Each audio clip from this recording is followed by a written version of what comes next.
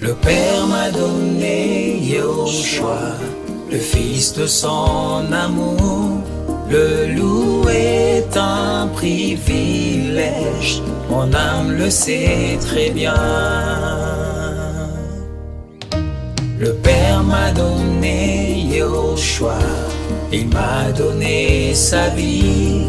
Le louer est un privilège, mon âme le sait très bien. Bonjour, bonsoir frères et sœurs, vous êtes bien sûr Viens et vois Yahushua. Je suis avec mon épouse, ma sœur Marie. J'espère que tout le monde va bien. Ma sœur Marie. Oui, bonjour à tous, tous les frères et sœurs. Voilà, je suis la sœur Marie. Nous espérons que tout le monde va bien et que la marche avec le Seigneur, n'est-ce pas, est bonne, malgré... nous savons les combats qu'il y a derrière la marche, nous savons le rejet, mais le Seigneur est bon. Et nous avons à cœur de partager avec vous, n'est-ce pas, une pensée que le Seigneur nous a communiquée, n'est-ce pas, sur la structure familiale et ses fonctions, et sa fonction. La structure familiale et sa fonction. Nous allons prier et nous allons nous laisser conduire par le Seigneur. Père, nous bénissons ton nom, Yahweh. Merci encore pour ce temps. Merci, Seigneur, parce que c'est toi qui permets, Seigneur, Papa, que nous puissions passer un temps, Seigneur Père, avec les frères et sœurs, et nous voulons vraiment que ton nom soit élevé, que ton nom soit béni, que ton nom seul soit véritablement manifesté, magnifié dans nos cœurs, dans nos vies, Seigneur Père, dans le cœur de chacun d'entre nous, Père très saint. Merci encore, Yahushua, pour tout ce que tu fais. Ta parole est merveilleuse, dans le nom puissant de Yahushua. Amen.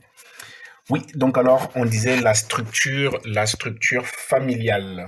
Alléluia, la structure familiale. Nous savons que le Seigneur est un Elohim de famille. Nous sommes nous-mêmes une famille en Mashiach. Nous avons la famille biologique, nous avons la famille spirituelle, nous sommes, n'est-ce pas, un corps, n'est-ce pas, et nous sommes une famille en esprit, et aussi nous avons nos familles biologiques. Et nous allons parler de la structure familiale. Donc le Seigneur étant un Seigneur d'ordre, un Elohim d'ordre, nous a donné une famille afin que nous puissions, n'est-ce pas, nous épanouir et que nous puissions, n'est-ce pas, grandir. Et il a mis une structure, sa pensée en tous les cas, pas comme le monde nous présente aujourd'hui. Donc, alors je suis... désolé, pardon. Il y en a qui seront peut-être frustrés, mais nous arrêterons à ce que disent les Écritures. Et de ce fait, nous allons commencer dans le livre de Genèse, pour parler de la structure familiale. Et nous allons pour ça aller, n'est-ce pas, voir le premier couple, n'est-ce pas? Et c'est qui le premier couple alors, du coup? C'est Adam et Ève. Adam et Ève, merci Seigneur. Le premier couple dans les Écritures, le premier couple. Merci Seigneur, parce que pour qu'il y ait une famille. Alors, on a dit à partir de, donc on a dit Genèse 1, 26. Merci Seigneur, si tu peux nous faire la lecture, merci Seigneur. Merci, Seigneur. Et lui me dit, faisons l'être humain à notre image, selon notre ressemblance, qu'il domine sur les poissons de la mer, sur les oiseaux des cieux, sur le bétail, sur toute la terre et sur tout reptile qui rampe sur la terre. Elohim créa l'être humain à son image, il le créa à l'image d'Elohim, il le créa mâle et femelle. Ah, amen, merci Seigneur. Donc nous parlons de la famille et de la structure, comment le Seigneur a vu, n'est-ce pas, une famille. Et on a dit que lorsque le Seigneur crée l'homme et la femme, donc on va évoluer dans le partage, mais il est déjà arrêté ici, n'est-ce pas, qu'il a créé l'être humain dans son ensemble, et ensuite il a créé mâle et femelle, homme et femme. Donc déjà, les bases sont posées. Ça veut dire que la pensée du Seigneur dans une famille, pour qu'il y ait une famille, n'est-ce pas, dans le sens couple homme et femme, et pas homme et homme ou femme et femme. Donc tout ça, ça n'a rien à voir avec la pensée du Seigneur. Donc ça, ça, je voudrais qu'on saisisse d'abord cela. Ça veut dire que on ne peut pas dire aujourd'hui, on ne peut pas se dire aujourd'hui chrétien, disciple du Seigneur, et bah, je suis désolé, concevoir, en tous les cas, être en accord avec l'homosexualité. Qu'est-ce que, Oui, ça c'est clair. qu'est-ce que, dis-nous, je sais pas. Hein, Surtout qu'effectivement, oui, le Seigneur, à la création, il a créé le mâle et la femelle. Et même par la suite, il dit, Elohim les bénit, Elohim leur dit, portez du fruit, multipliez-vous. Donc, il est difficile de se multiplier avec un homme ou entre deux femmes. C'est-à-dire que pour avoir un enfant, il faut être une mâle et un femelle. Faut être un mâle et une femelle, simplement. Voilà, un homme et une femme. Ne soyez pas frustrés hein, quand on dit mâle et femelle. Donc voilà, on parle ici du genre. Donc effectivement, donc bah, déjà, ça c'est même la base, n'est-ce pas, de ce que nous devons comprendre. Et voilà pourquoi j'insiste bien sur le fait que tu ne peux pas être disciple du Mashiach et être en accord avec l'homosexualité.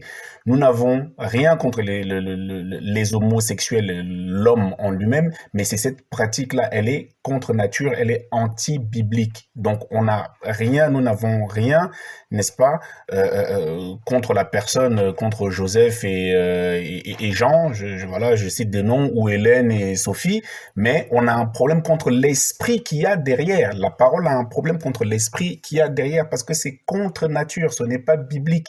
Donc la famille telle que le Seigneur, n'est-ce pas, l'a imaginée, il a dit qu'il y ait Ish et Isha, homme et femme. Voilà, donc on voit que pour qu'il y ait une famille et des descendances, est-ce que je peux... Merci Seigneur.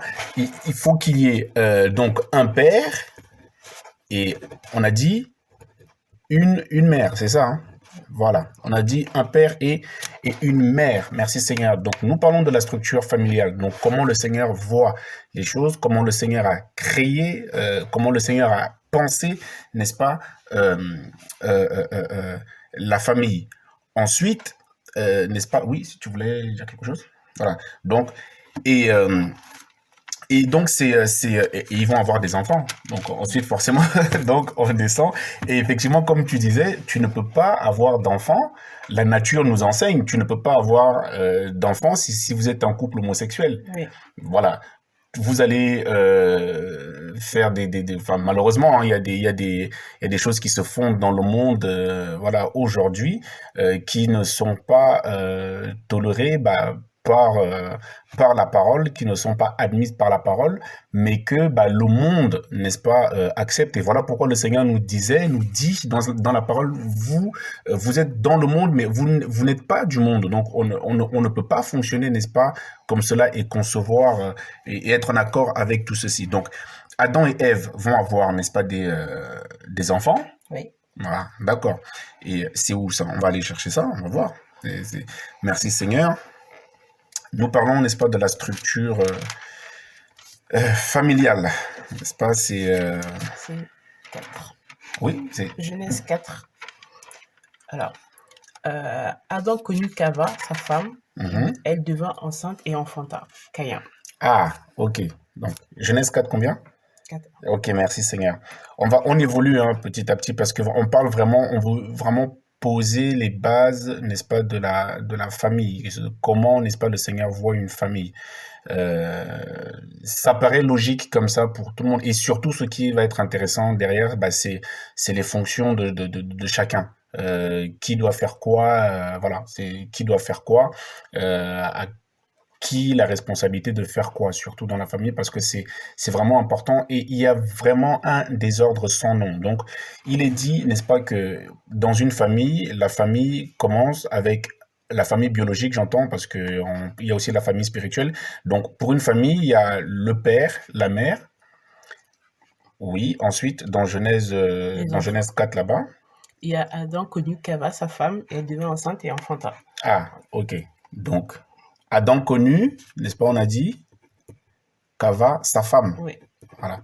Donc on a dit, il y a quelque chose à souligner quand même ici. Adam, ils étaient mariés ou pas quand ils ont fait ces enfants-là? Oui. Ah, Alors, il faut bien spécifier qu'elle a bien dit sa femme. C'est-à-dire que donc il y a la notion du mariage. voilà. Ah, il y a la notion du mariage. Et aujourd'hui, on voit que beaucoup font des enfants sans être mariés. Hein. Nous parlons de la structure familiale telle que le Seigneur a vu, n'est-ce pas, les choses. Il a dit, c'est euh, père, mère, ensuite on arrive aux enfants, c'est ça, hein? Oui. Voilà, ensuite on arrive aux enfants. C'est, voilà, père, mère, et ensuite il y a les tatas, les tontons, Lot, Abraham, voilà, oui, tu voulais... Je vais quand même souligner que c'est vrai qu'il a dit Adam connut qu'Ava sa femme, c'est-à-dire avant même qu'il y ait des enfants. Donc il y a d'abord effectivement il y a eu le mariage entre Adam et Kava, Ève, et par la suite, après ce mariage, ils ont eu des enfants. Donc Mhm, quand tu dis que ben souvent on a des enfants hors mariage ou autre, et ben en fait ça détruit. En fait, c'est pas comme ça que le Seigneur à la base il avait mis en place en fait la famille. C'est-à-dire mhm. qu'il faut d'abord se marier et par la suite, en fait, par ce mariage, et ben il y a des enfants qui sont donnés, voilà. Amen, amen, amen, amen. Parce que si on retourne effectivement, tu disais tout à l'heure, le Seigneur a béni, les a bénis et leur a dit, portez du fruit. Voilà, portez du fruit. Donc ça veut dire que euh, un enfant, un fils, une fille, l'enfant que le Seigneur te donne, c'est aussi le fruit, n'est-ce pas, de votre amour, de votre union, Mm. n'est-ce pas, que le Seigneur aura validé au préalable. On ne développera pas là-dessus, c'est pas le sujet. On veut vraiment parler de la structure familiale et et en tous les cas dans ce partage-là, on va s'arrêter simplement parce qu'il y a les tatas, les tontons, il y a voilà, mais on n'ira pas jusque là. Mais on va déjà s'arrêter sur ces trois fonctions: père, mère et enfant. Et savoir, n'est-ce pas, dans une famille, eh ben qui, euh, qui fait quoi et qui doit faire quoi. Hein. Mm. Alors, est-ce que toi tu veux nous dire quelque chose euh, par rapport eh ben, à cela, voilà. Par rapport à ça, qu'est-ce que toi tu peux nous dire? Oui, bien sûr, parce qu'en fait, le problème, c'est que souvent, en fait, c'est bien de se plonger en fait dans la parole pour avoir la notion, et pour connaître hein, ce que le Seigneur avait prévu, en fait, parce que nous, on est ici de culture, du monde, où beaucoup de choses, on n'a pas, en fait, on ne sait pas vraiment ce que c'est la culture, pardon, la famille, je veux dire. La famille, oui. Parce que on sort justement, par exemple, la culture africaine veut que ben les enfants soient l'enfant de tout le monde, par exemple. Mhm, Voilà, soit l'enfant de tout le monde, que tout le monde doit faire l'éducation de cet enfant-là. C'est-à-dire la tante, l'oncle, ou bien celui qui est plus grand, enfin le plus grand, le grand frère, l'aîné de la famille, enfin celui qui est désigné chef de famille, par exemple, ce sera lui qui sera le chef de toute la famille. Alors que la Bible nous dit que le chef de la famille, eh ben, c'est le père. Les gens qui doivent éduquer les enfants, ce sont le père et la mère. oh là, Comme, t'es sûr de ça? moi, je vais lire dans Éphésiens 6, en tout cas, c'est ce que Ah, la ok. Bible Ah dit. bah, Éphésiens 6, amen. On va aller chercher Éphésiens 6. Mm. Alors, Éphésiens 6. Alors, hop là. Si tu as trouvé Éphésiens 6, ouais, tu peux y aller, hein. C'est bien. Voilà. Éphésiens 6, 1. Euh, Enfants, obéissez à vos parents dans le Seigneur, car cela est juste. Honore ton père et ta mère, c'est le premier commandement avec une promesse, afin que tout aille bien pour toi et que tu vives longtemps sur la terre. Et vous, pères, n'irritez pas vos enfants, mais nourrissez-les jusqu'à maturité par l'éducation et l'avertissement du Seigneur. Mhm, Donc là, on voit bien que le Seigneur demande aux parents d'élever, d'éduquer en fait les enfants de les nourrir jusqu'à maturité. Et, euh, et donc on voit bien maturité maturité, c'est ça, c'est maturité, c'est du verbe nourrir en grec qui signifie élever, entretenir, apporter. Et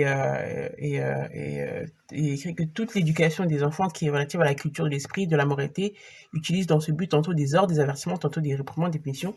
Elle inclut également l'exercice de soins du corps, le châtiment, la correction, c'est-à-dire que les parents, la responsabilité en fait que le Seigneur a donnée aux parents, justement, c'est d'éduquer leurs enfants selon la parole, mais aussi de leur enseigner, enfin, au niveau de la culture de l'esprit, les éduquer, qu'ils soient en fait euh, des enfants selon le Seigneur, voilà, qu'ils puissent grandir avec la connaissance du Seigneur, qu'ils aient un bon comportement et qu'ils honorent en fait leurs parents, voilà, dans leur comportement. D'accord. Donc c'est Éphésiens 6, hein, c'est ça? Donc Éphésiens 6. Et le petit titre même qu'on voit effectivement, c'est la famille selon Elohim. Donc la famille selon Elohim. Donc enfants, obéissez à vos parents dans le Seigneur, car cela est juste. Et effectivement, donc comme on est dans la structure familiale, on a dit, on a demandé aux enfants, n'est-ce pas, d'obéir à euh, enfants, obéissez à vos parents. Et j'aime beaucoup à souligner, n'est-ce pas, parce que obéissez à vos parents, il faut qu'on lise jusqu'au bout. Oui. Parce qu'il est marqué, obéissez à vos parents, n'est-ce pas, selon le Seigneur. Ça veut dire que tu dois obéir, n'est-ce pas, à tes parents.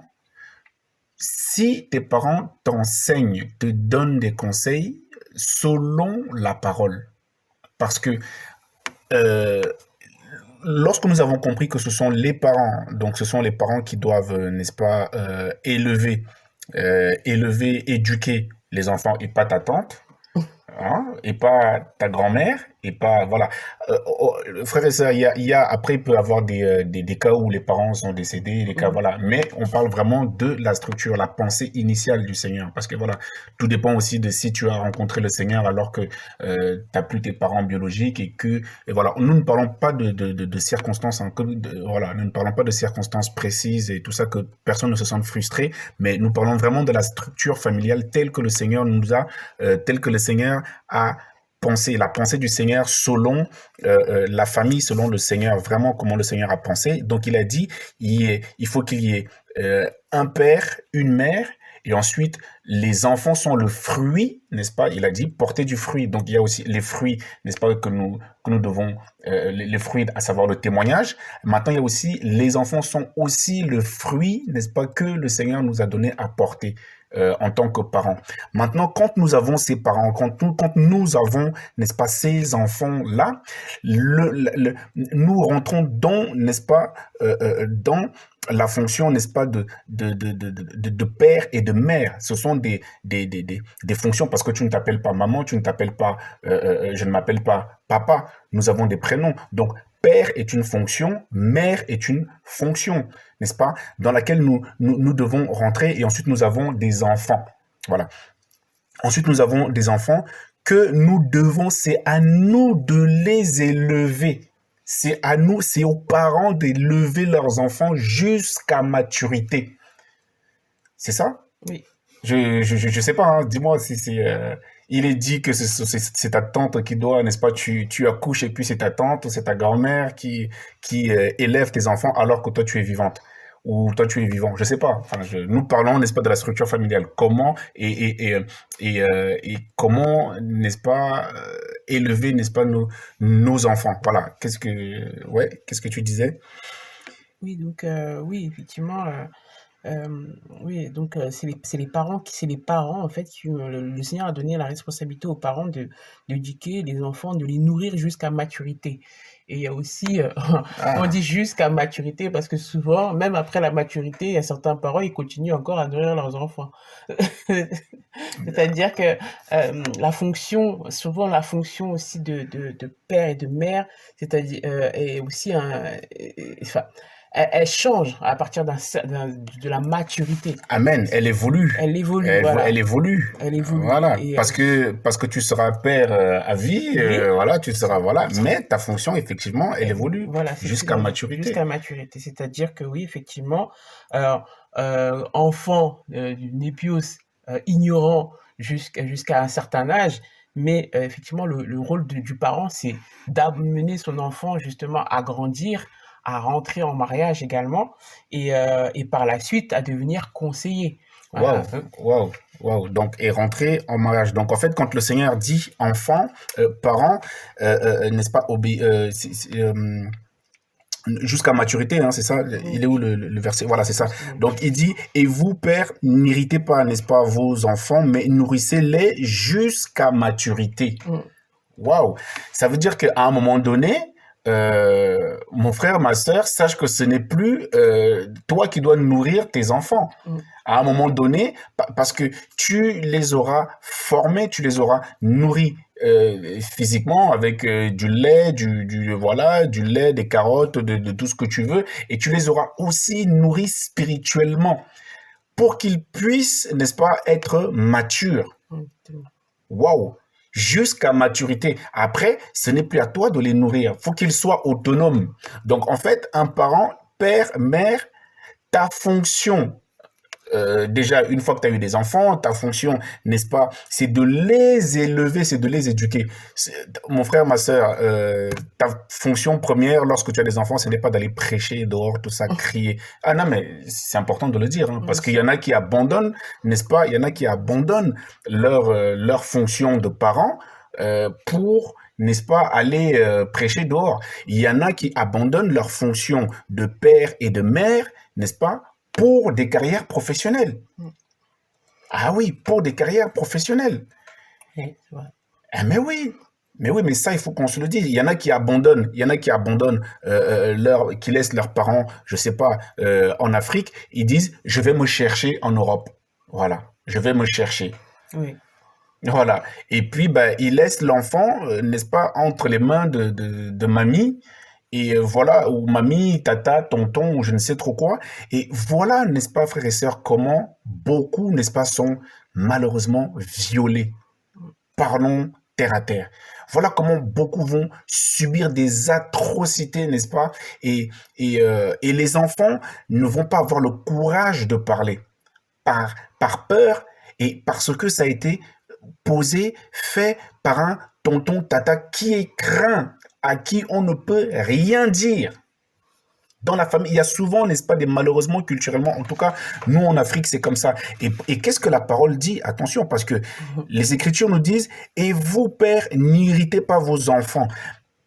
J'aime beaucoup ce verset parce que effectivement, le Seigneur dit, enfants, obéissez à vos parents. Les enfants doivent obéir à leurs parents. Les enfants doivent obéir à leurs parents selon le Seigneur. Mais il est aussi dit au verset 4 là-bas dans Éphésiens 6, 4, « Et vous, pères, n'irritez pas vos enfants. » C'est écrit ou pas? Est-ce que c'est écrit? Non, mais soyons un peu...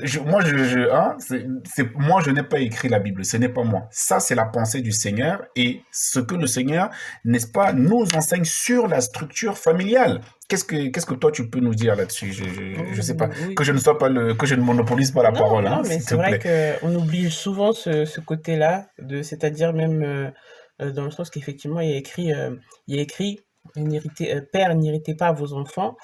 Et il y a aussi écrit, enfant, obéissez à vos parents dans le Seigneur et honore ton père et ta mère. C'est le premier commandement avec une promesse. Et c'est vrai qu'on a beaucoup dans la culture africaine, en tout cas, parce que nous, on est africains, on entend beaucoup, honore ton père et ta mère. C'est le premier commandement avec une promesse. On oublie le reste. On oublie le reste. Et Merci, du fait de ne pas irriter non plus les enfants. Et en plus, honore ton père et ta mère, ça ne veut pas dire forcément que tu dois faire tout ce que ta mère te dit ou ton père te dit, si ça ne vient pas en tout cas du Seigneur, voilà. Mais c'est là où il y a souvent des clashs. Il y a Malheureusement, beaucoup de... c'est là où c'est souvent il y a des incompréhensions et malheureusement le parent dira ou la mère ou le père dira bah tu me manques de respect. Oui, Voilà. Alors que ben, malheureusement c'est pas ça, c'est simplement des prises de position. voilà, Voilà. exactement. On confond beaucoup en fait l'obéissance, c'est-à-dire que quand on est enfant, c'est-à-dire ignorant et qu'on est encore avec ses parents, qu'on n'est pas encore mature, Bien sûr. qu'on doit obéir à ses parents selon le Seigneur, c'est-à-dire que vraiment, si ton père, ta mère te demande de faire des choses qui ne glorifient pas le Seigneur, il faut savoir aussi leur dire non, mais honorer son père et sa mère. Et souvent, honorer son père et sa mère, c'est mal compris. Voilà.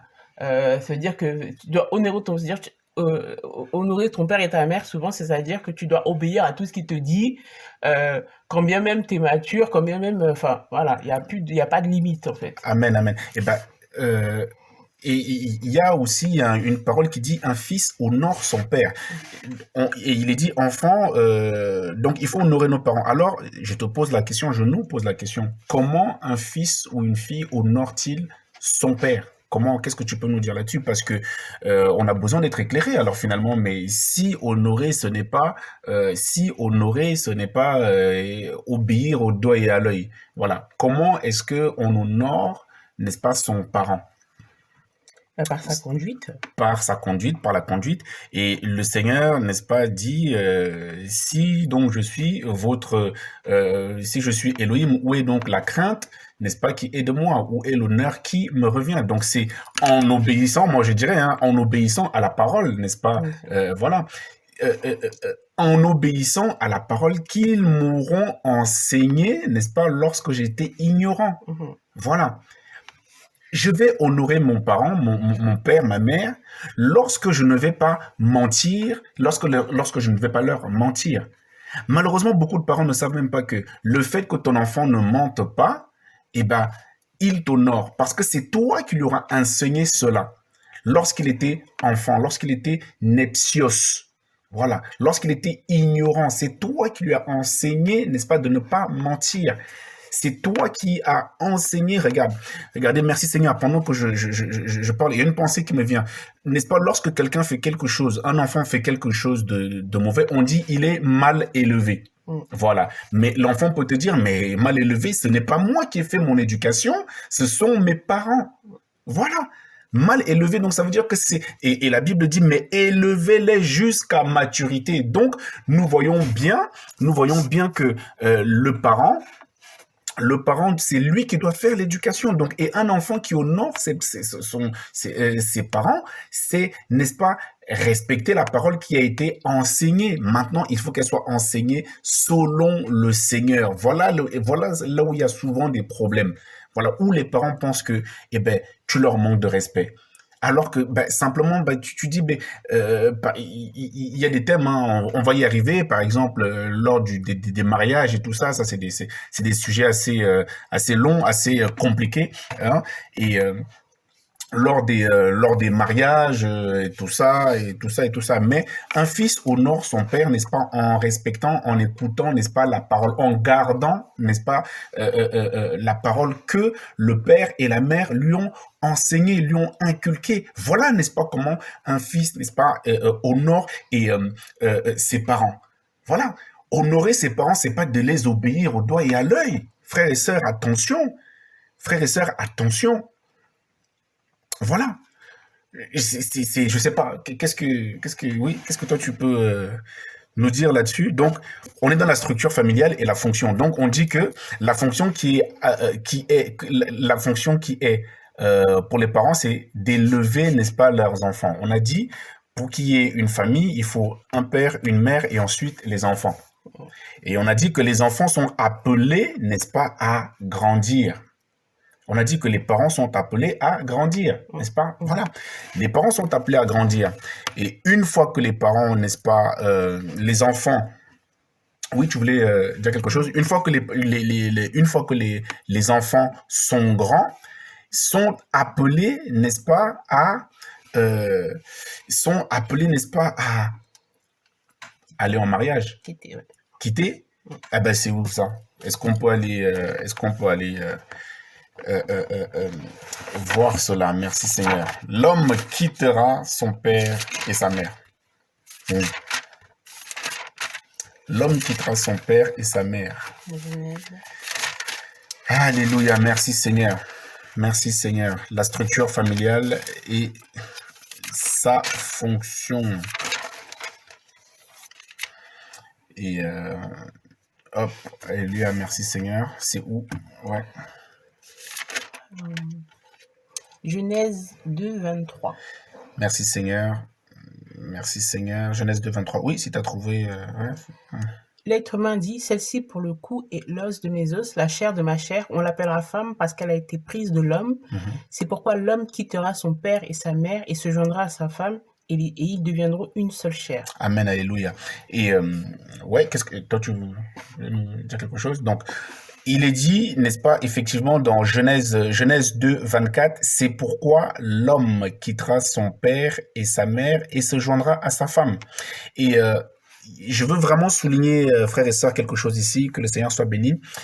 Il est dit que c'est l'homme quittera son père et sa mère. Donc l'homme ici, c'est l'être humain, hein. C'est pas que l'homme, parce que de toute façon, les deux doivent quitter. Mais le mot qui est vraiment souligné ici, c'est l'homme. Ça veut dire que ce n'est pas un enfant, n'est-ce pas, qui quitte son père et sa mère. Ce n'est pas un jeune homme qui quitte son père et sa mère.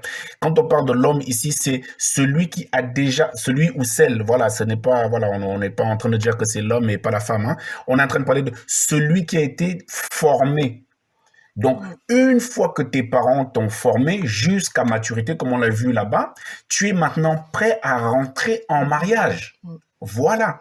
Et c'est pour ça aussi, nous, enfants, vous, enfants, eh ben, il ne faut pas se précipiter dans le mariage. Et si tu as même été, n'est-ce pas, bien enseigné, bien éduqué, bien formé par tes parents, eh ben, tu ne vas même pas te précipiter, n'est-ce pas, dans le mariage. Voilà, parce que tu vas savoir qu'il faut être un homme, il faut être mûr. On ne se marie pas si on n'est pas mûr, si on n'est pas capable de gérer une maison, si on n'est pas capable, parce que beaucoup, malheureusement, frères et sœurs, ce qu'ils font dès qu'ils sont, n'est-ce pas, en âge, n'est-ce pas, d'avoir des enfants, je sais quoi, 12 ans, 13 ans, voilà, et puis, ben, voilà comment, n'est-ce pas, ils vont faire des enfants à tout va, alors que le Seigneur parle de la famille en disant que, ben, pour qu'il y ait des enfants, il faut qu'il y ait d'abord le mariage, et pour qu'il y ait le mariage, il faut qu'il y ait d'abord la maturité. Ah, mais oui, frères et sœurs, c'est important. N'allez pas faire des enfants comme ça à tout va. N'allons pas faire des enfants à tout va. Parce que c'est le monde après va vous enseigner, n'est-ce pas, des contraceptions, des machins. Oui, merci Seigneur. Oui, tu voulais dire quelque chose? Non, c'est juste pour dire que, en fait, effectivement, il faut qu'il y ait la maturité parce que après, c'est aux parents d'enseigner à leurs enfants. Voilà, parce que la parole dit dans 1 Timothée 5 que mais si une veuve a des enfants ou des petits, qu'elles apprennent avant tout à exercer la piété envers leur propre famille, à leur rendre à leurs parents ce qu'ils ont reçu d'eux, car c'est bon et agréable à Elohim. C'est-à-dire que si tu n'es pas mature, qu'est-ce que tu vas enseigner à tes enfants? Qu'est-ce que tu vas leur donner parce que le rôle d'un parent et d'un père et d'une mère, c'est de leur transmettre en fait ce que eux-mêmes ils ont reçu en fait de leurs propres parents ou effectivement si on n'a pas eu à être éduqué selon le Seigneur, mais que ce que nous on a reçu du Seigneur. D'accord, amen, alléluia. Ça veut dire que nous aujourd'hui qui sommes mariés, nous avons des parents biologiques. Qui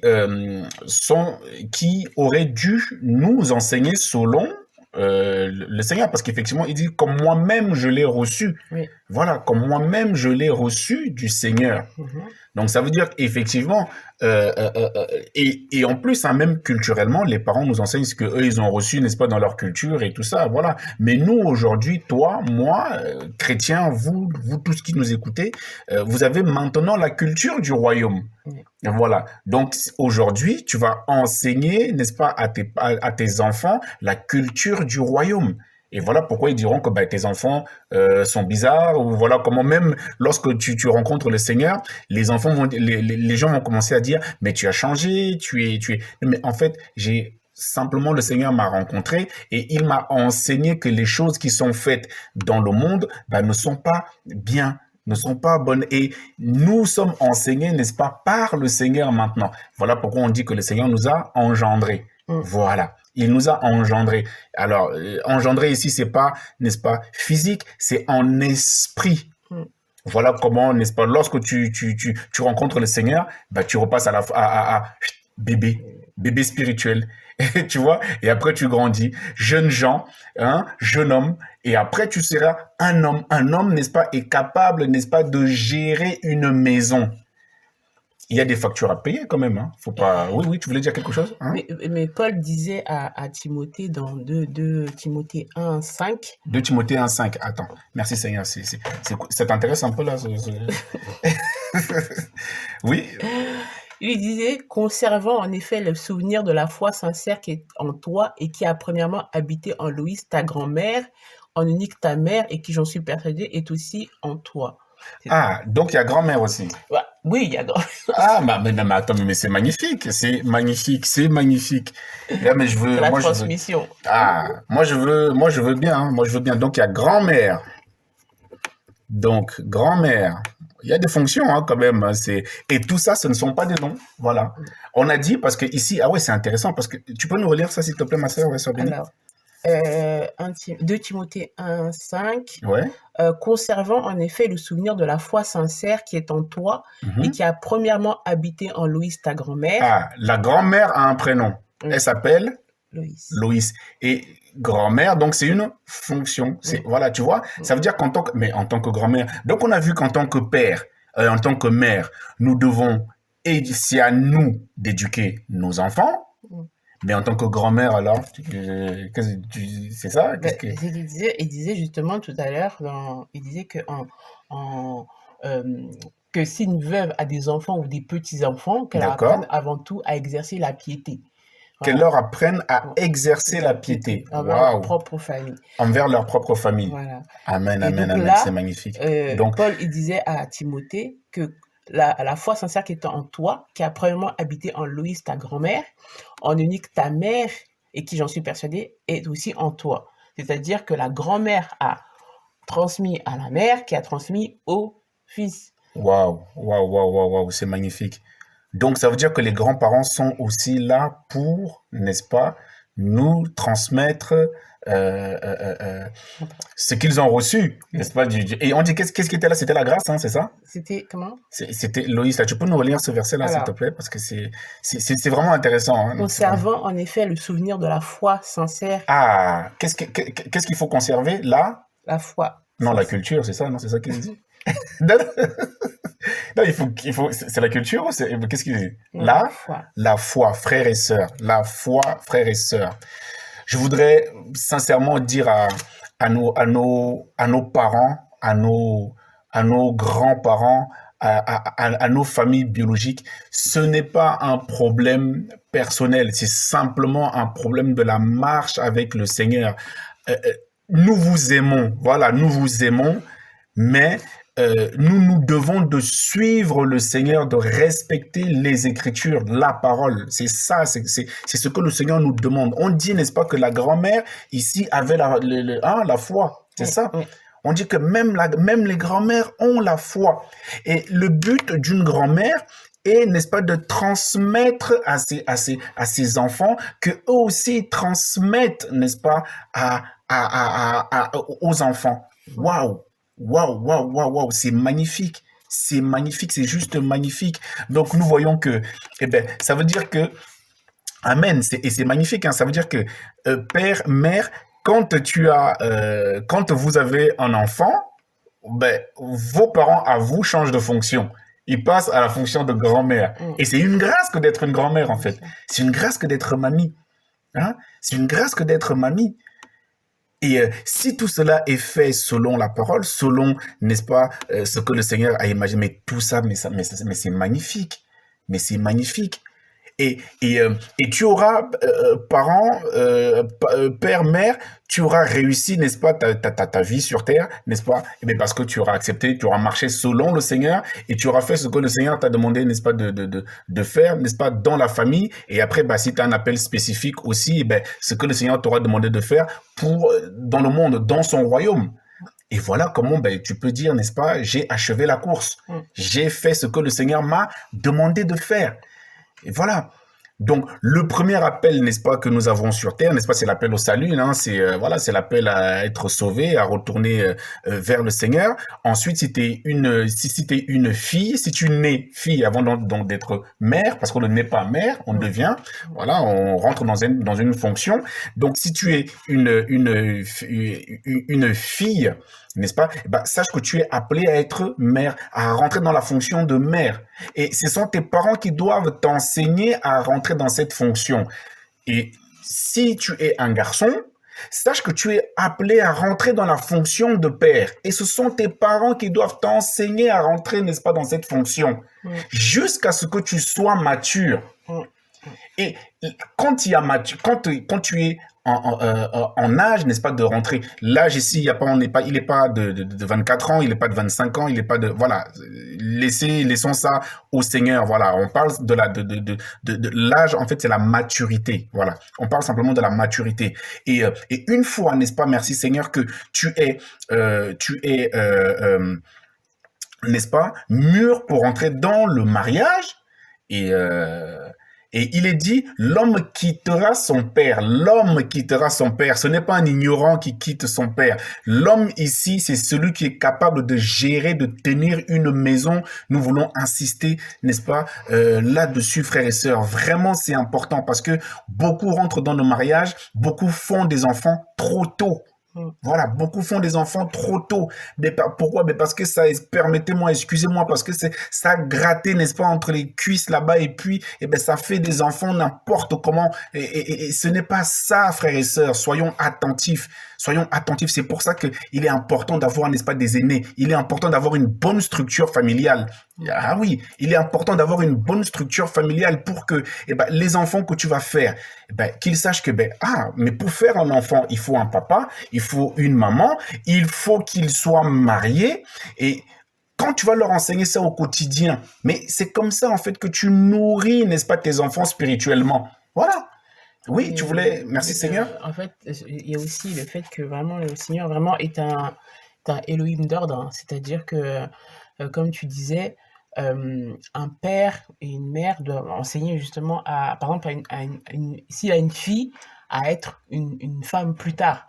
Mais donc, ça veut dire que la mère doit enseigner à la fille à être une mère.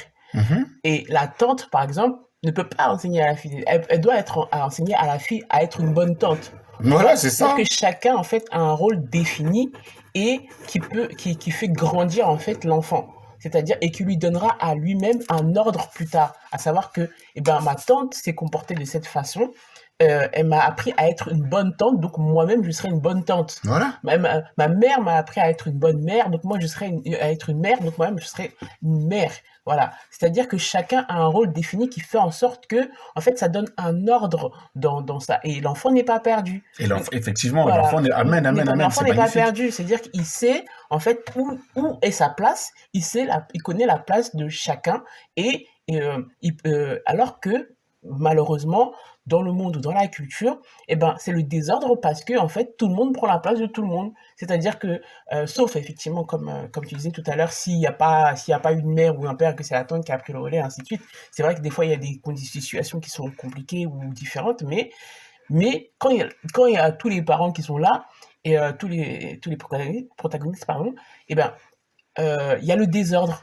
Donc, quand c'est la tante qui est chef de famille, du coup, l'enfant lui-même, en fait, l'autorité qui est donnée aux parents, par exemple, a disparu. Voilà. Amen. Ou le respect, ou l'écoute qui doit être donnée à la tante, en fait, l'enfant lui-même ne sait même plus où il doit se placer. D'accord. Voilà. Effectivement, dans des familles, ça existe même que tes parents sont encore vivants, mais tu vas avoir plus de respect, même pour ton grand frère biologique, que pour tes parents, tu vois. Exactement. Simplement parce qu'ils n'ont pas fait ce que le Seigneur leur a demandé de faire. Ils n'ont pas eu, n'est-ce pas, à t'élever. Ils n'ont pas eu à te nourrir biologiquement, spirituellement. Ils n'ont pas usé de leur autorité, n'est-ce pas, que le Seigneur leur avait donnée. Waouh! Parce que en fait, dans les cultures, ben, c'est le grand frère ou la tante ou la mère, enfin ou la grand-mère, je sais pas, qui est chef et c'est à elle qu'on donne l'autorité. C'est-à-dire que toi, parent, on te donnera pas cette autorité-là. Voilà. Tu te rends compte, c'est ça, hein, c'est En tant terrible. Hein. qu'enfant. Et ou bien, ben, finalement, on sait plus qui est la mère là-dedans, enfin, parce que bon, c'est ma grand-mère qui m'a élevé, mais bon, la mère, elle est, enfin, c'est une confusion en fait. Waouh, waouh, waouh, waouh, Seigneur, waouh. Et donc, on a dit, et une fois, donc, waouh, mais c'est vraiment magnifique, hein, quand on parle de la structure, n'est-ce pas, familiale comme ça, parce que c'est important. Le Seigneur est un Elohim d'ordre, vraiment, je veux insister là-dessus, le Seigneur est vraiment un Elohim d'ordre et un Elohim d'amour. Donc, que chacun, prenons notre place, voilà. Si aujourd'hui tu es un fils, ne va pas jouer le rôle du père à la maison, voilà. Si tu es un fils, et si tu es un fils et que tu as donné ta vie au Seigneur, et tu vois bien qu'il est marqué, enfants, obéissez, n'est-ce pas, à vos parents. Et ben, tu obéis à ton enfant. Enfant, nepsios, ignorant, encore. Tu es encore ignorant. Voilà. Et s'il y a un truc que tu ne comprends pas, puisque tu es encore ignorant, ben, tu demandes à tes parents. Voilà. Tu demandes à tes parents ou tu demandes au Seigneur. Et après, il est intéressant. Et une fois qu'on arrive à maturité, donc on passe à une autre étape et ensuite arrive donc l'étape du mariage. Et là, c'est souvent compliqué. Hein. Et là, c'est souvent compliqué. Waouh. Encore une fois, la culture. Hein? Encore une fois, la culture. Et comme je disais, il est dit, l'homme quittera son père.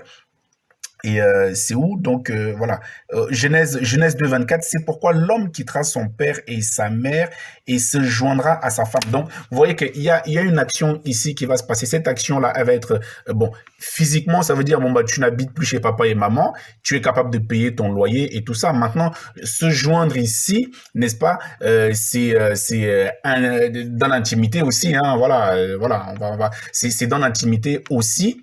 Et voilà, c'est à partir de là qu'on peut parler, n'est-ce pas, d'intimité, n'est-ce pas, de l'homme et la femme. Voilà. C'est à partir de là qu'on peut parler de l'intimité de l'homme et la femme. Et ça, tu dois l'instruire à ton enfant. Tu dois parler de ça à ton enfant dès l'entrée de ses voies. Hein? C'est ce qui nous est dit, non? Ça veut dire dès l'entrée de ses voies. Voilà.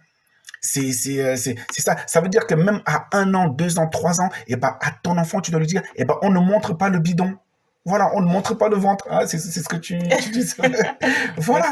Nous, c'est ce qu'on essaie d'enseigner à nos enfants. On leur dit, mais non, on ne montre, ma fille, mon fils, on ne montre pas le bidon. On ne montre pas le dos, on ne montre pas les fesses. Pourquoi?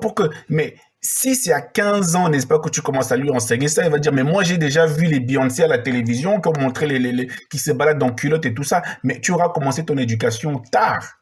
Et alors que les Écritures sont claires, à l'entrée de sa voix, à l'entrée. Donc, effectivement, il n'est pas en âge de comprendre ce que c'est que le sexe. Tu ne vas pas lui parler de sexe, tu ne vas pas lui parler de ces choses-là, mais à l'entrée de sa voix, tu lui apprends à dire bonjour. Bonjour tonton, bonjour maman, bonjour mamie. Mais c'est qui? Là, c'est tonton, je sais pas, c'est tonton Sorel, c'est tonton Elvis. Hein, c'est qui? C'est mamie. Tu vois, et quand mamie s'en va, tu dis au revoir mamie. Quand tonton s'en va, tu dis au revoir tonton. Mais on ne se rend pas compte, n'est-ce pas, lorsque le Seigneur, merci Seigneur, voilà la pensée que le Seigneur tu vois, lorsque le Seigneur envoyait les disciples 2 par 2, il leur disait quoi? Lorsque vous entrez dans une maison, dites premièrement bonjour. Mais on ne se rend pas compte que c'est biblique, c'est ça que d'enseigner, en fait. On aime bien utiliser aller chercher des paroles pour dire oui, les démons, machin, ceci, mais enseignons aussi, n'est-ce pas, ce qui nous fait grandir au quotidien. Enseignons ce qui nous fait grandir au quotidien, véritablement.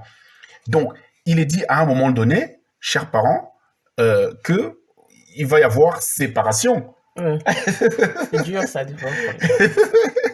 Il est dit, ce sont les Écritures qui le disent. La Bible dit, n'est-ce pas, que l'homme quittera son père et sa mère. Ça veut dire, mon frère, ma sœur, si tu avais l'habitude, n'est-ce pas, d'avoir ton fils, ta fille, et ça c'est difficile, hein. Il y a certains parents qui ne veulent pas l'accepter, ça. Ah, Il y a certains parents qui refusent de l'accepter. Qui, moi, mon fils, cette femme. Et voilà pourquoi, en fait, voilà pourquoi il y a cette guerre entre beau-père, belle-mère, tout ça. Moi, je n'ai jamais saisi ça.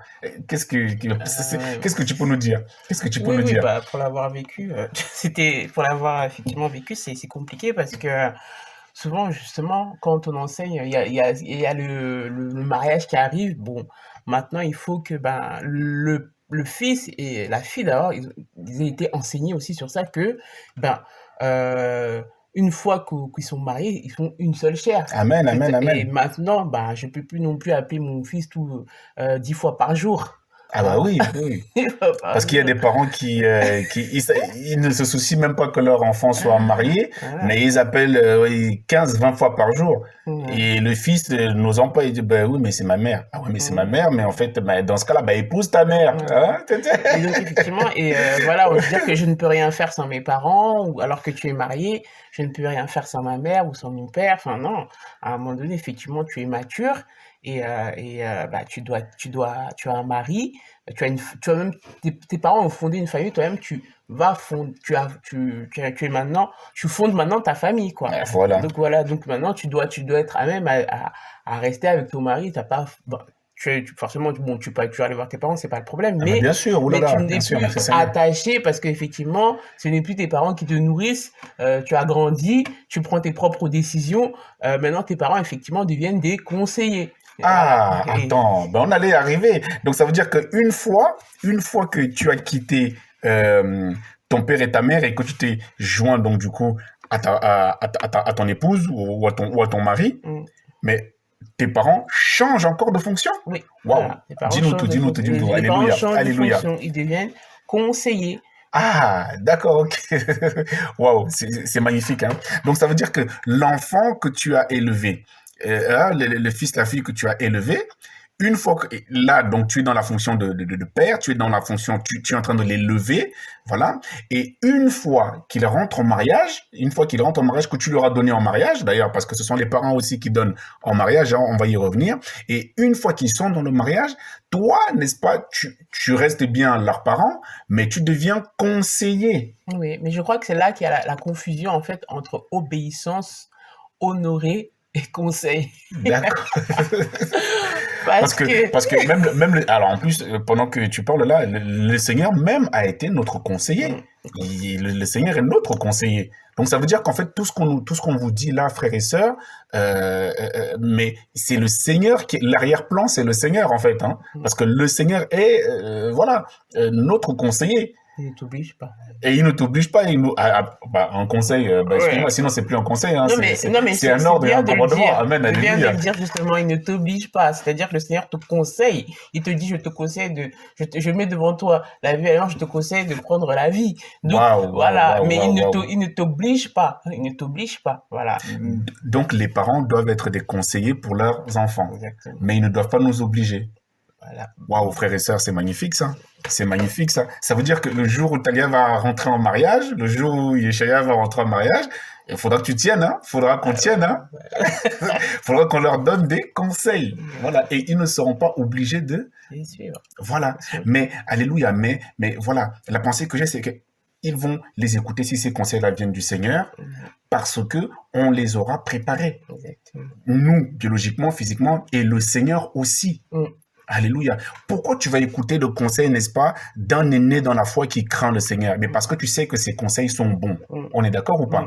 Pourquoi tu vas écouter, n'est-ce pas, les conseils de ta mère, n'est-ce pas, une fois que tu es mature? Mais parce que tu as vu comment ta mère marche, tu as vu les fruits. Tu as vu que ta mère, n'est-ce pas, dans le mariage a été une mère. Tu as vu que dans le mariage, ta mère a été une épouse. Tu as vu que ton père a été un époux. Tu as vu que ton père a été fort, il a agi, n'est-ce pas, comme un époux.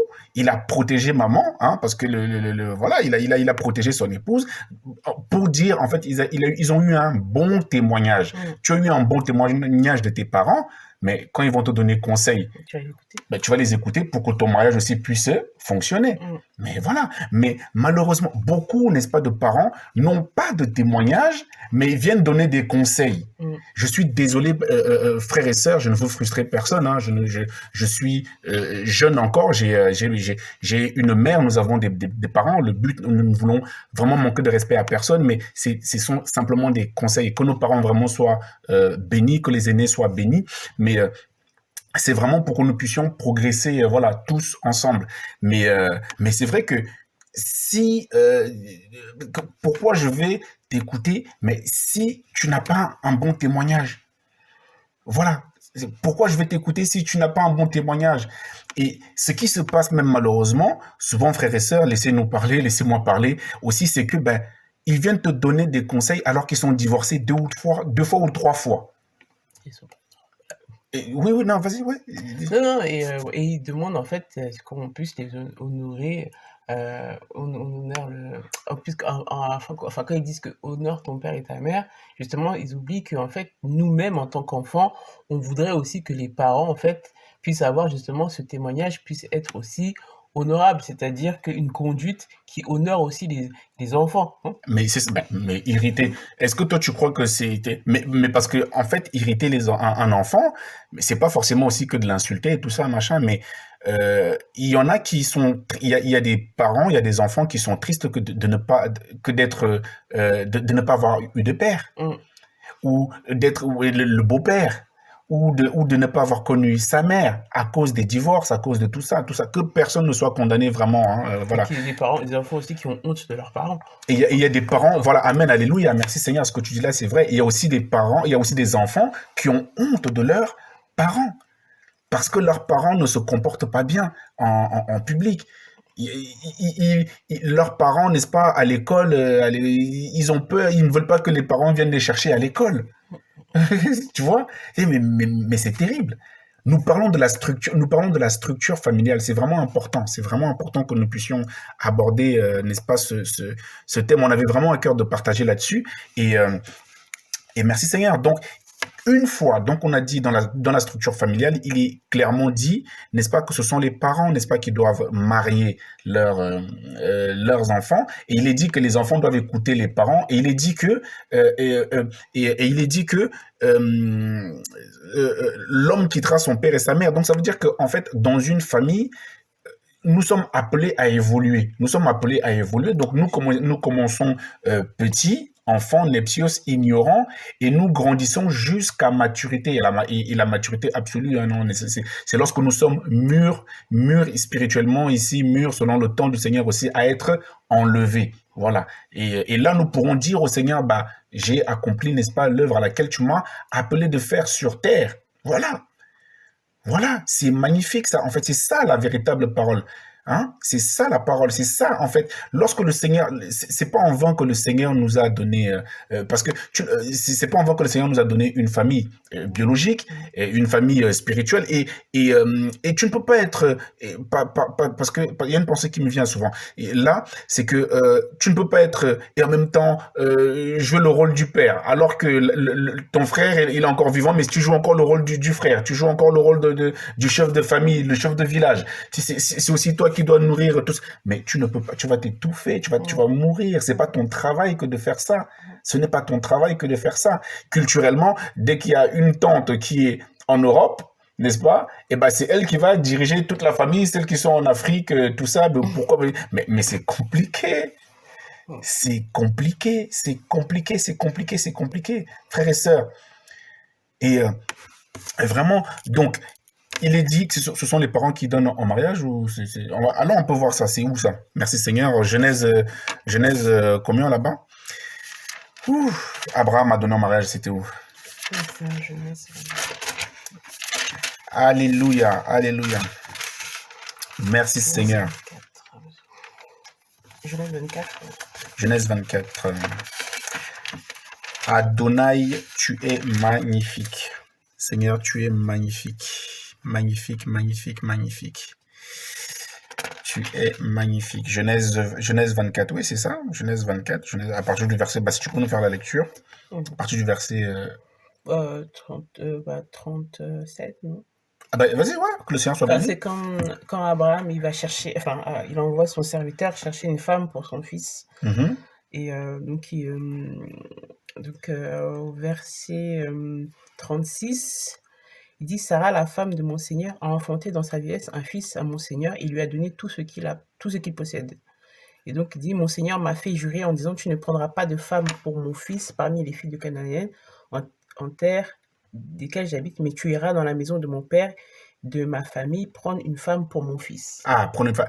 Merci Seigneur. Tu as aussi, regarde, le 24-4. 24-4. Genèse 24, verset 4. Genèse 24-4. Merci Seigneur. Merci Seigneur. Alors, mais tu iras vers ma terre, mes parents, et tu prendras une femme pour mon fils. Voilà, c'est écrit. Ce sont les parents. Donc, un bon parent doit aussi se soucier de cela. Voilà. Un bon parent doit se soucier de cela.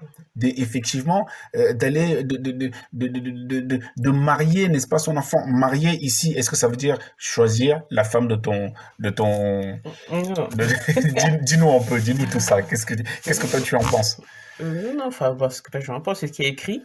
Non, c'est pas choisir la femme de ton fils ou de ta fille, Oui. ou le mari de ta fille, mais c'est justement le mari que le Seigneur lui a donné, ou la femme que le Seigneur a donnée à l'enfant, et par la suite, que ce soit toi qui l'accompagne en fait dans le mariage. Alléluia, merci Seigneur. Donc, effectivement, même pendant que tu parles là, une pensée, lorsque Adam va rencontrer Kava, on va retourner, on se laisse conduire, hein, frères et sœurs, vraiment.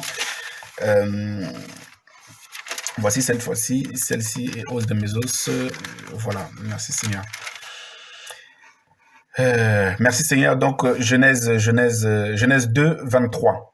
L'être humain dit, celle-ci pour le coup est os de mes os et chair de ma chair. C'est lui qui a vu Kava. Tu vois ce que je veux dire? C'est lui qui a vu Kava. Si on l'appellera, n'est-ce pas, femme parce qu'elle a été prise, n'est-ce pas, de l'homme. Donc, il va dire, c'est os de mes os. Voilà, l'os de mes os. C'est avec elle que nous deviendrons, n'est-ce pas, un. C'est lui qui est tombé amoureux.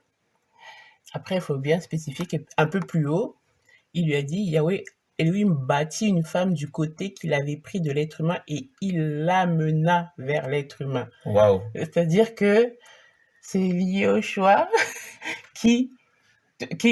en tout cas, c'est Yahushua qui te donne la femme ou le mari. C'est le Seigneur qui te donne. Parce que c'est lui qui amène. Donc les parents doivent avoir le discernement là-dessus. Il faut que les parents discernent, il faut que les parents, n'est-ce pas, je viens, papa, maman, je veux me marier, voilà, elle s'appelle Sophie, elle s'appelle, voilà ce que tu veux. Eh bien, mon fils, ma fille, as-tu eu le temps de prier? Hein? Voilà, as-tu eu le temps? Mon fils, ma fille, est-ce qu'elle te plaît? Voilà. Et si elle te plaît, la première question qu'un parent doit poser, ok, elle te plaît, ok, ça vous, n'est-ce pas, regarde, parce que c'est ton os, ça sera ton os et ça sera ta chair, ça sera entre vous là-bas. Mais la première question qu'un parent doit poser, n'est-ce pas, est-ce qu'elle craint le Seigneur?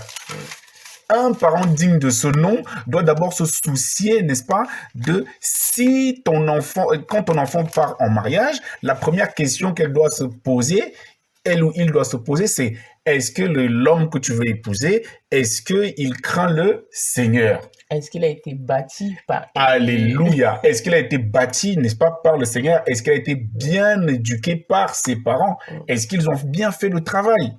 Mais malheureusement, aujourd'hui, qu'est-ce que les parents font? Il est de quelle ethnie? Hein? Il est congolais. Combien il gagne? C'est quoi son statut? Il est de quelle région du Congo? Est-ce qu'il a ses papiers? Est-ce que... Non, mais des cas... On en rigole là, mais ce sont des cas terribles. Terribles comme ça qui se passent. À cause de ça, les gens n'osent pas se marier. Est-ce qu'il va donner la dot? Voilà, tout ça là, tout ça. Nous n'allons pas aborder le sujet de la dot ici, là, on parle vraiment de la structure familiale et qui doit, n'est-ce pas, faire quoi. Et on n'a même pas beaucoup, alléluia, mais c'est long, hein, le père. mais c'est quand même lui qui doit nourrir aussi, là. Hein? Donc, tu vas épouser, ma sœur, tu ne vas pas épouser un homme qui est à la maison, il a 30 ans devant la PlayStation, devant machin, devant tout ça. S'il ne va pas travailler, ma sœur réfléchit aussi, hein, parce que son travail à lui, n'est-ce pas, c'est, n'est-ce pas, de te sécuriser. L'homme est la tête, n'est-ce pas? Oui, oui. Il est la tête. Il est la tête, donc la tête c'est le toit, donc c'est même lui, n'est-ce pas, qui doit amortir les coups, n'est-ce pas, qui viennent de dehors là-bas, là, tu vois, quand, hein, quand il pleut là, tu vois, la tempête de dehors, et ben le travail de l'homme, n'est-ce pas, c'est d'amortir tout ça.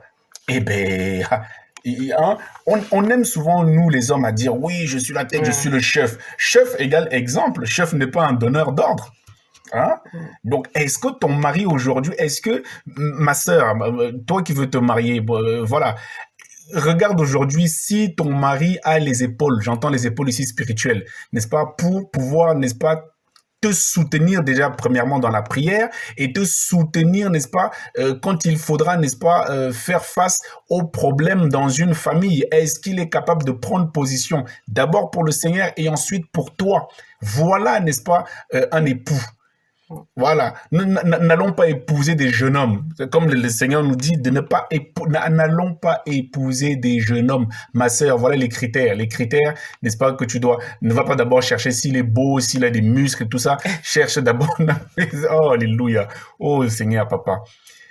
Cherche d'abord s'il est mature, l'homme quittera, et s'il est capable de quitter ses parents, parce qu'il y a encore beaucoup, même s'ils ont 30 ans, 40 ans, ils n'ont pas encore quitté le cocon familial. Voilà, ils sont chez les parents, chez les parents tous les week-ends. Non, mais attends, mais quand est-ce que tu vois tes enfants? Quand est-ce que tu vois, n'est-ce pas, ta femme? Quand est-ce que vous avez des projets? Quand est-ce que vous allez grandir? Quand est-ce que tu vas te retrouver simplement avec ta femme? Simplement avec ta femme. Tu ne peux pas te retrouver, n'est-ce pas, seul avec ta femme, mais il faut qu'il y ait maman, il faut qu'il y ait mamie, il faut qu'il y ait les enfants. Mais non, en fait, non aussi. Il y a un temps, prends un temps pour ton épouse, avec ton épouse. Qui sera moqué, qu'on va critiquer, mais est-ce que tu vas prendre position?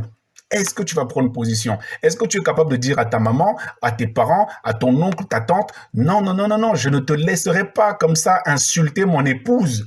Parce que ce qui se passe souvent, c'est que malheureusement, et c'est une erreur, merci Seigneur waouh, c'est une erreur. On va aller voir quelque chose aussi dans la parole concernant cela, concernant le rôle du père aussi, c'est important, parce que ce qui se passe souvent, c'est que les parents insultent ta femme ou ton, n'est-ce pas, ou ton mari, et toi, tu ne lui dis pas, et ben, toi, t'es là, tu subis, mais je ne peux rien dire parce que c'est ma mère. Mais non. Ce n'est pas parce que c'est ta mère, ce n'est pas parce que c'est ton père que tu dois laisser, n'est-ce pas, qu'on insulte ta femme. Frère, ça veut dire que tu n'es pas mature. Ça veut dire que tu n'es pas prêt, n'est-ce pas? Parce qu'il est dit que tu es l'homme, n'est-ce pas? Et c'est toi qui dois, n'est-ce pas, gérer tout ça. Donc, c'est toi qui dois apporter la paix dans tout ça. Mais s'il y a pas, n'est-ce pas? Et pour qu'il y ait la paix, d'ailleurs, comprenons-nous, quand il y a la paix, c'est qu'on est habité du même esprit. Sinon, il n'y a pas la paix. Donc, il y a pas la paix entre la ténèbre et la lumière, de toute façon. Donc, voilà. Et le rôle du père, merci Seigneur, je disais que le rôle du père, nous allons voir quelque chose dans Genèse 6. Merci Père, ta grâce. Genèse 6 à partir du verset 8. Merci Seigneur. Genèse 6, 8. Si tu veux, merci Seigneur. Noah trouva grâce aux yeux de Yahweh. Noah trouva grâce aux yeux de Yahweh. Et à partir du verset, Noah 6.8. Mais Noah trouva grâce aux yeux de Yahweh. Et voici la génération de Noah. Noah était un homme, voilà. Noah était un homme juste et intègre en son temps. Noah marchait, n'est-ce pas, avec qui? Il marchait avec Elohim. C'est ce que je disais tout à l'heure, que Noé marchait avec Elohim. Il marchait avec le Seigneur. Et puisque Noé marchait avec le Seigneur, allons au verset 18 là-bas. Merci Seigneur. Donc nous sommes toujours dans Genèse 6:18 et au Genèse 6:18 il dit mais donc là c'est le Seigneur qui va parler, donc le Seigneur parle à Noé, il va lui dire donc voilà, fais-toi une arche et tout ça, voilà, fais-toi une arche. Donc l'arche est l'image, n'est-ce pas, du Seigneur encore, n'est-ce pas, et l'arche est l'image du Seigneur parce que c'est cette arche là qui les a sauvés, sortis, n'est-ce pas, du déluge, voilà. Et au verset 18 il est dit mais j'établirai mon alliance avec toi et tu entreras, n'est-ce pas, dans l'arche, toi, tes fils, ta femme. Ah, on parle de la structure familiale encore, hein. Donc on a dit toi, tes fils, ta femme. Et là, on nous présente encore la structure familiale. On n'a pas abordé les tatas, les tontons, tout ça. Voilà, on a simplement effleuré.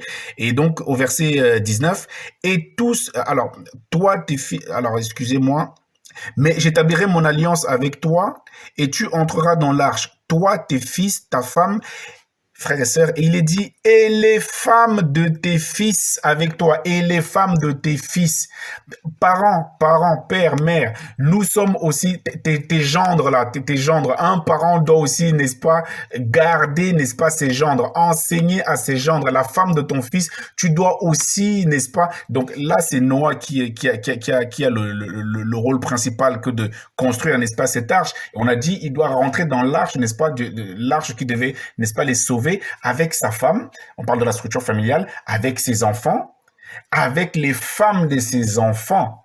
Mais c'est magnifique, comprenons-le. Les parents aujourd'hui ont un problème avec les femmes de leurs enfants. Les parents aujourd'hui ont des problèmes avec les maris de leurs enfants. Mais frères et sœurs, vous faites erreur, nous faisons erreur. Ce n'est pas comme ça, ce n'est pas biblique. Voilà. À moins que n'est-ce pas, que ta femme se soit mal comportée envers ta mère ou ton père. Oui, dans ce cas-là, effectivement, non. Mais si la femme de ton fils ne t'a rien fait, hein, pourquoi tu vas, n'est-ce pas, vous allez les créer des problèmes. Oh non, mais je ne l'aime pas, parce que je l'aime. Mais simplement, vous savez, le problème est où là-dedans? Mais simplement parce que ton fils, n'est-ce pas, n'a pas encore quitté. Vous ne vous êtes pas encore quitté, c'est tout. C'est simplement l'homme quittera son père et sa mère. C'est juste là le problème. Il n'a pas encore quitté. Physiquement, il a quitté parce qu'il n'habite plus à la maison. Mais sentimentalement, il est encore lié. Spirituellement, il est encore lié à toi, culturellement et tout ça. Et voilà pourquoi, n'est-ce pas, il n'a pas quitté. Donc, il n'est pas encore prêt à se marier. Et ce n'est pas un manque de respect que de dire à sa mère, non, non, maman, il ne faut pas parler comme ça à mon épouse. Et attention, inversement proportionnel, parce qu'il faut qu'on se le dise. Eh ben, ma chérie, il ne faut pas parler comme ça à ma maman. Attention, il faut aussi qu'il y ait ce respect-là. Bah, l'homme, le chef, n'est-ce pas, son travail, il est là. N'est-ce pas, que de gérer ça. Mais normalement, si nous craignons tous le Seigneur, si on a tous le même esprit, on a tous compris. Mais normalement, il n'y a pas de problème. Hein? Si nous craignons le Seigneur, mais normalement, il y a même pas, il y a pas sujet. Parce que Noé, ici, a construit l'arche. Il a mis dans l'arche donc son épouse, ses enfants, et il a mis les femmes de ses enfants. Waouh! Ça, c'est un homme. Ça, c'est un homme. Ça veut dire que moi, aujourd'hui, si ça avait été... Donc, notre travail va jusque-là aussi. Ça veut dire que une fois que nos enfants sont mariés, nous devenons pour eux des conseillers et nous leur donnons des conseils, n'est-ce pas, à notre niveau, hein, voilà. Si jamais il y a des disputes dans leur couple et tout ça, on leur donne des conseils. Donc voilà. Et après, donc ces conseils-là ont aussi pour but de les emmener au salut, de faire en sorte que leur couple reste uni. Voilà le rôle d'un parent. Voilà le rôle d'un parent. Alors que dans nos cultures aujourd'hui, les parents te prennent comme ils te prennent la main pour mal parler hein? Ouh, Seigneur, ta grâce, ta grâce. Oui, tu voulais nous dire quelque chose là. Je vois que tu as noté. Il y a tellement de choses à aborder. C'est un sujet tellement long. Oui, qu'est-ce que tu peux... Oui, oui, non, mais du coup, comme tu parlais des hommes, il y a aussi le rôle aussi de la fonction aussi de la femme qui est aussi écrit femme, soyez soumise à vos maris comme au Seigneur. C'est vrai qu'il faut aussi les hommes qui se marient qui veulent se marier avec des femmes, il faut aussi qu'ils soient sûrs, en tout cas, que la femme elle a été justement bâtie par le Seigneur. Amen. Qu'elle n'est pas dans les disputes, dans les querelles ou dans les débats. Qu'elle sache aussi rester calme, qu'elle sache aussi supporter des fois et rester en tout cas dans le calme, quoi. Et qu'elle soit bâtie par le Seigneur en tant que femme et tout, à savoir ce que le Seigneur attend d'une femme, d'une épouse. Voilà. Et oui, effectivement, les parents après ils deviennent des conseillers et que justement les belles-mères ou le beau-père aussi puissent prendre aussi la femme Les gendres. les gendres comme leurs propres enfants aussi. Amen, amen, Voilà, amen, parce que amen. souvent on dit non, c'est comme si c'était une pièce rapportée, on a juste rajouté comme ça. Mais non, en fait, ils sont une seule chair. Donc si c'est ton fils, eh ben prends aussi la personne avec qui elle est comme ta propre fille, Bien à qui sûr. tu peux également donner des conseils, tu peux aller parler directement. C'est-à-dire qu'on n'a pas besoin forcément que tu peux prendre en fait le gendre ou la belle-fille, la prendre avec toi, discuter avec elle, lui donner des conseils, ou s'il y a eu un conflit ou quelque chose qui ne va pas, et ben effectivement, la prendre de côté et lui parler. Mais Enfin, voilà, mais qu'est-ce que c'est, mais ce serait c'est, magnifique de voir, moi, j'aurais été heureux, n'est-ce pas, de voir ma mère, n'est-ce pas, prendre mon épouse dans le bras et mais, carrément me chasser en disant non, non, non, je veux parler à ma belle-fille. Allez, viens, on va faire les courses entre filles, entre femmes, voilà. Mais c'est magnifique. Mais ce serait simplement magnifique. Et que quand vous arrivez là-bas, qu'elle te donne des conseils, mais c'est ça. Et que j'aurais aimé que ton papa, n'est-ce pas, me prenne par la main et puis me donne des conseils, n'est-ce pas, qu'un père peut donner à son fils, n'est-ce pas, pour que le couple, n'est-ce pas, fonctionne. Voilà, mon fils, ne va pas frustrer ta femme, ne fais pas ça, ne fais pas ci, voilà. Mais c'est ça, en fait. Ça veut dire que voilà un peu. Oui, tu voulais rajouter quelque chose? Non, non, c'était juste, oui, comme le verset 24 qui dit que, mais comme l'assemblée est soumise au Mashiach, de même, les femmes aussi le soient à leur mari en tout. En tout. En tout, hein. Ça veut dire, je te dis, ça veut dire que, non, mais qu'on comprend, amen, alléluia. Donc, si je te dis aujourd'hui, saute par la fenêtre, tu le fais? Non, bah parce qu'il parle du Mashiach aussi. Alléluia, Selon le alléluia. Mais Seigneur. amen, amen, amen, amen. Amen, oui, non, mais c'est magnifique, c'est C'est vraiment le beau Seigneur, voilà, c'est le Seigneur. c'est vraiment Donc, beau bah oui, parce que effectivement, quand on parle on disait tout à l'heure que l'homme est le chef, mais il doit donner l'exemple. oui, Voilà. exactement. Et donc, si un mari le jour, et ça n'arrivera pas, Seigneur, déjà, le jour où je me lève en disant, bah, chérie, il faut sauter par la fenêtre. Ah, mais non, chef ou pas chef, là, Tu vois, tu n'obéis pas. Ah oui, tu vas sauter tout seul. Que le Seigneur soit béni. Mais ça n'arrivera pas. Amen, que le Seigneur soit béni, vraiment, voilà. Et puis voilà, donc vraiment, frères et sœurs, nous avons vraiment à cœur de partager, n'est-ce pas, sur la structure familiale parce que malheureusement, elle est